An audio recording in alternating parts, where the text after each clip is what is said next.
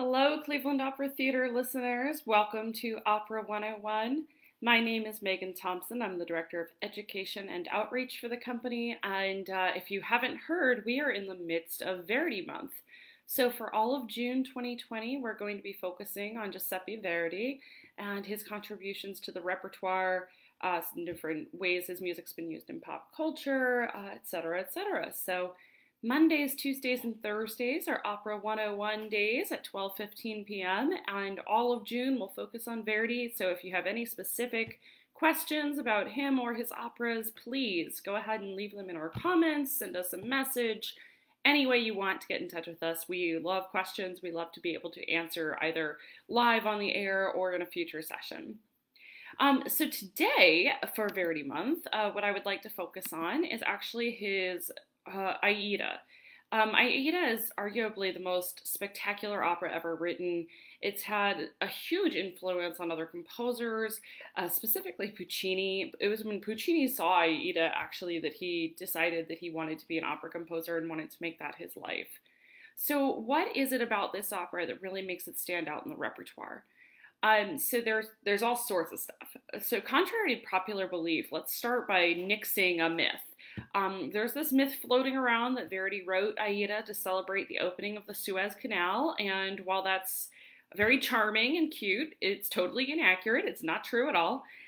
He actually was asked to write this opera to celebrate the opening of the Royal Opera House in Egypt. So Ismail Pasha, the Khedive of Egypt, commissioned the opera in 1870. This is, he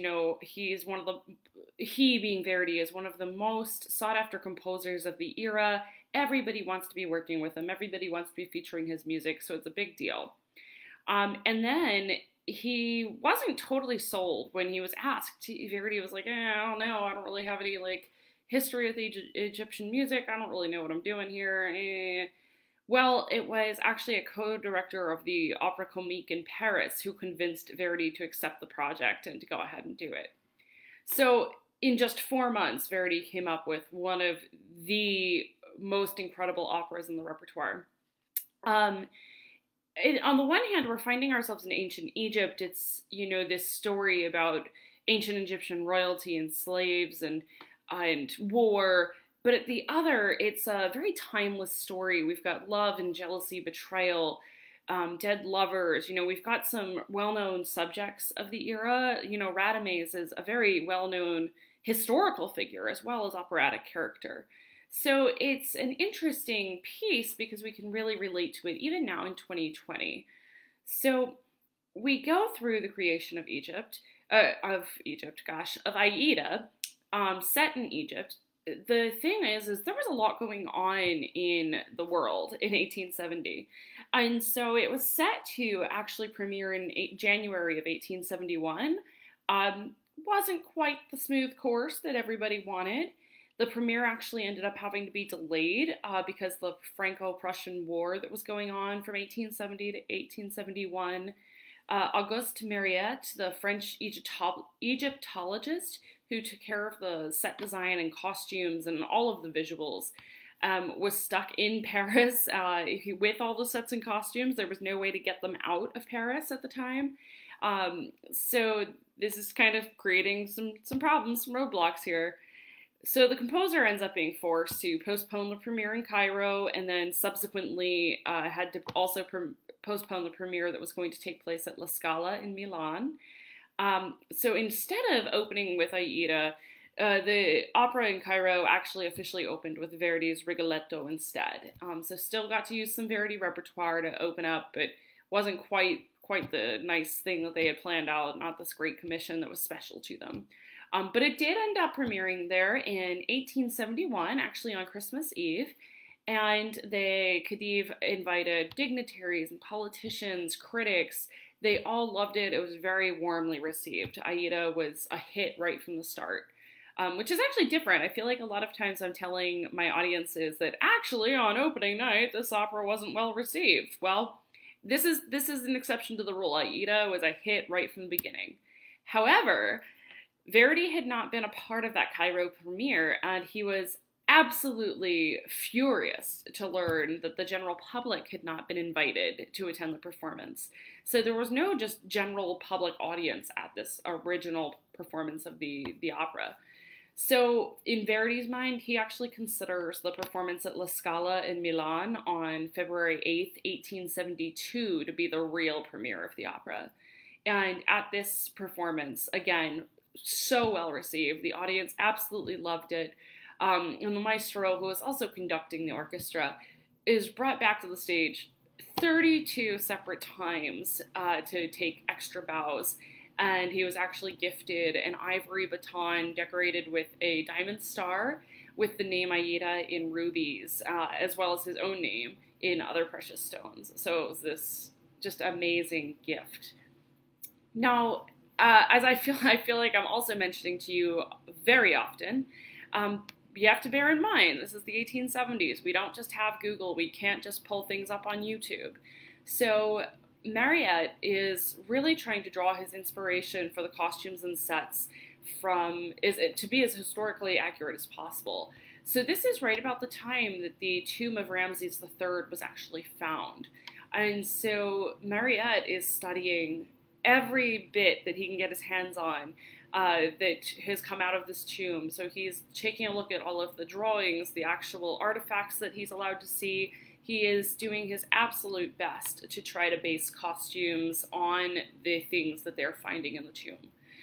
He also designed jewelry to be worn by the actors to be reminiscent of the pieces that were held in the Egyptian Museum of Boulaq, which Mariette himself actually founded. So he is doing his darndest to make sure this is historically accurate. This is one of the reasons Aida has really stood the test of time, is it is one of the first times that a foreign culture is being captured relatively accurately, as accurately as we can really expect when you can't just jump on a website and do some research. There's a lot of really interesting stuff to listen for in this opera as well. So as you are listening, which hopefully you'll go do right after you listen to me chat a little bit, some of the really interesting pieces is while this opera is known for some of the loudest, largest moments in all of the repertoire, the prelude to the work, which you might also expect to be loud and boisterous, is actually very soft and very light. So the violins play Aida's theme very much in a whispering fashion. And the softness contrasts then with the theme of the priest, which comes in a little bit more firm and solemn. And then full on the full overtures that we're used to hearing are just kind of ignored in this particular piece. Now, that said, Verdi did actually write an 11-minute alternative that was intended to be performed with, I think it was the second performance, and then at the last minute he decided that he really preferred the original and decided not to go ahead and let anyone hear that 11-minute piece. And so we do not use that today either, to be clear. And so one of the pieces you probably know from this opera is the Triumphal March. So this is one of the moments in this opera that makes it both spectacular and amazing, but also very difficult for companies to stage. So the Triumphal March is just this glorious sound of trumpets and brass and a huge chorus all praising Egypt. So it's this like warlike rhythm bringing in layers of brass and melodies, and it's getting louder and louder. It's just absolutely magnificent. The challenge, though, is when you have such a large piece, that gets expensive because now you're adding musicians into your orchestra, you're adding voices onto your stage. Not to mention, if you don't have a very large stage, you can't do this in a very impactful way. So this is actually a make it or break it moment for a lot of companies when they're deciding whether or not they're able to produce Aida is, can we do the Triumphal March justice? If the answer is no, they often will opt not to do this amazing piece, which is tremendously sad, actually, because as if you tuned in a few weeks ago, you heard, Aida is one of the only operas in the canonical repertoire that actually features African singers. And so, Egyptian, African, this is one of the best pieces of repertoire in terms of getting away from that Western European setting. But again, you don't want to do it in a I'll rephrase my language. You don't want to do it in a poor fashion. I was going to say something a little less than family friendly, but don't want to turn anybody away here. The one thing, though, that is kind of interesting is despite his, best efforts, there were a bunch of difficulties that Verdi was facing when he was trying to set this opera.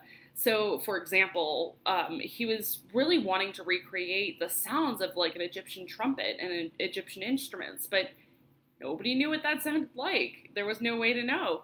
And so all we really had were these paintings that they were finding on the walls of the tombs.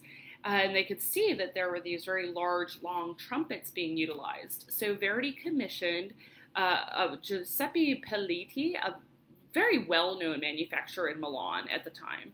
And he asked him to design these trumpets based on, the Egyptian shape, whatever that would mean. So he did his best. He made them look and sound as best as he could based on, no real information. As the result, the accounts say that these were long instruments that were unpleasant to listen to. But more than 50 years later, after Aida, what I find fascinating is that archaeologists uncovered two different horns from the King Tut's tomb. And one was actually tuned to A flat and the other to the key of B.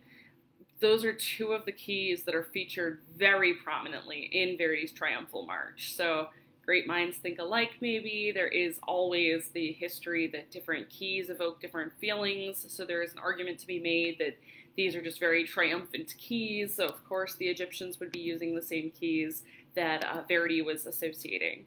So definitely something very interesting to keep in mind there. But because they're so little known, and again, can't just hop on YouTube, there's no authentic sampling of any kind of Egyptian or African tunes in the score. So there's this kind of almost Eastern feel at the end of Act 1 in the harp section. It sounds, a lot of folks liken it to what you would hear when you're like watching a belly dancer or something.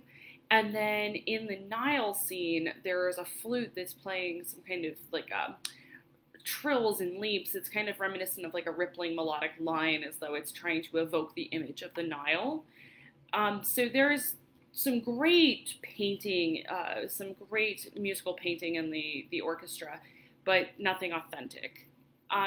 And spoiler alert, at the end of the opera, Entombed Beneath the Earth, we have everybody's, well, as our lovers are living their last breath, we have the music fading away also. And so as they perish, the orchestra is getting softer and softer until it fades out eventually. So definitely some great imagery there in the orchestra, in the singing. Some of the most beautiful music in the operatic repertoire is featured in Aida. And then, because this opera has been so timeless, it's actually been adapted for motion pictures on several different occasions. The most notable production was probably the film made in 1953, starring Lois Maxwell as Amneris and Sophia Loren as Aida. Neither of them did their own singing. The singing was actually done by, and I'm going to mispronounce this probably, but Ebi Stignani and Renato Tebaldi. The actors in the film just lip-synced the roles. Same happened in 1987 with a Swedish production that was put to film. The real recordings were done by actual opera singers. The actors on film were lip-syncing.